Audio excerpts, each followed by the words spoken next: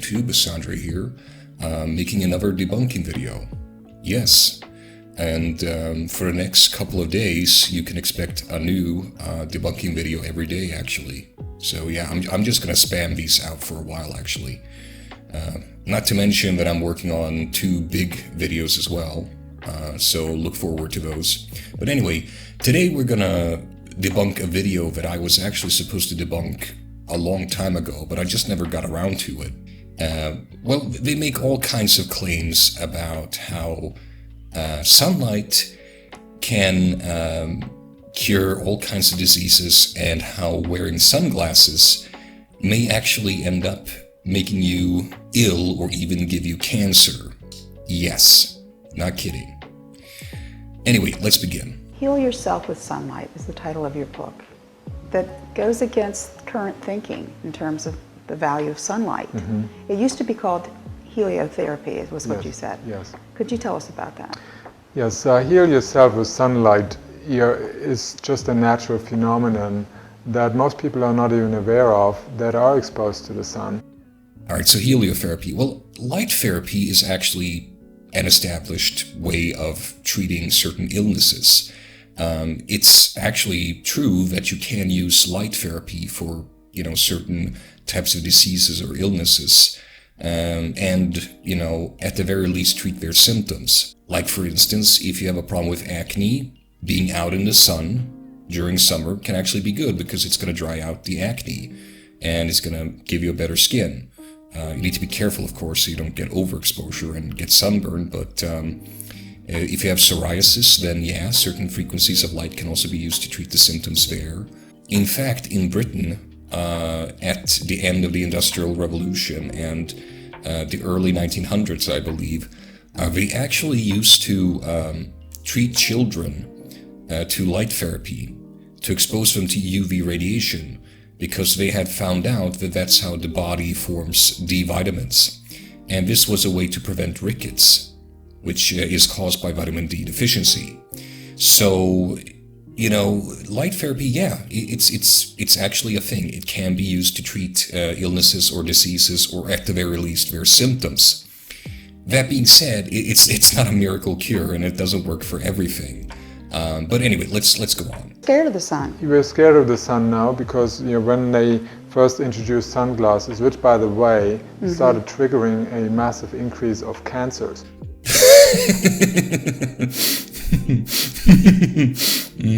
Okay, so yeah, okie doke. Protecting your eyes during a summer day, it may lead to you developing cancer. Very interesting indeed. Let's continue. Now, what people say has sunglasses to do with cancer? Well, it has everything to do with cancer. You are filtering out certain rays of the sun which is supposed to enter. You're blocking them out. And the pineal gland, which receives the light in a different color formation, that means the entire spectrum of light. All right, so I've heard a lot of pseudoscience about the pineal gland before, but sadly within hippie, new age, alternative medicine circles, the pineal gland has been raised to a mythical status, and there's a lot of myths surrounding this part of your brain. It's responsible for melatonin formation in the body. Basically, the substance that makes you start to feel very drowsy and makes you ready to go to sleep, basically.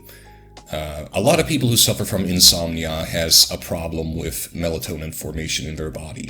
And the pineal gland, which receives the light in a different color formation, that means the entire spectrum of light. What are you talking about? The pineal gland is not exposed to sunlight. Like, what? It's not in your eyes. It's deep in your brain. It's not.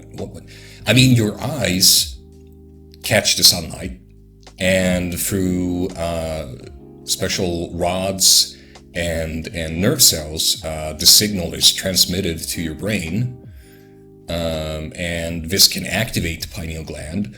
But I mean, the pineal gland itself is not in any way exposed to sunlight. Like what are you talking about? Basically, the biochemistry of what happens here is kind of complicated, but I'm just going to quickly go through the basics of it. You see, you have something called melanopsin. What happens is that it's exposed to the different wavelengths of light, and this works in combination with the GQ protein. A substance called PIP2 is transformed into DAG, and you also have a transformation of the retinol molecules. Okay, now I'm not going to go into all of the different mechanisms here because it's going to be too complicated and it's going to take too long. But now the melanopsin is mostly susceptible to blue wavelengths of light. And this is also the main mechanism behind as to why you should not look at screens too much after a certain time period of the day. If you're going to look at a screen after, let's say, 8 p.m. in the evening, I would strongly recommend that people use night mode. You're basically sifting out all of the blue wavelengths and you get a more orangey look on your screen.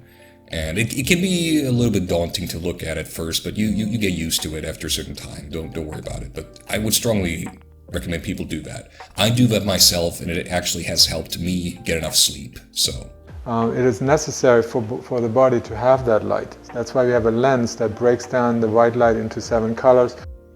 No, it works through refraction. Okay, so let's just go through this. What's actually going on is that sunlight enters your eyes, and the signal that is transmitted from the nerve cells in your eyes goes through the retino-hypothalamic tract, and it arrives at the suprachiasmatic nucleus, from which a signal reaches the pineal gland, and melatonin is released into your body, making you feel sleepy and tired. And you make blood, red light is involved in that. You make bile, green light is involved in. I mean, blood is red not because of melatonin or because of the pineal gland. Iron is what gives the red blood cells their red color. I legitimately, I'm just flabbergasted at the sheer ignorance and stupidity on display in this video so far. Now also you have to allow UV light to come in.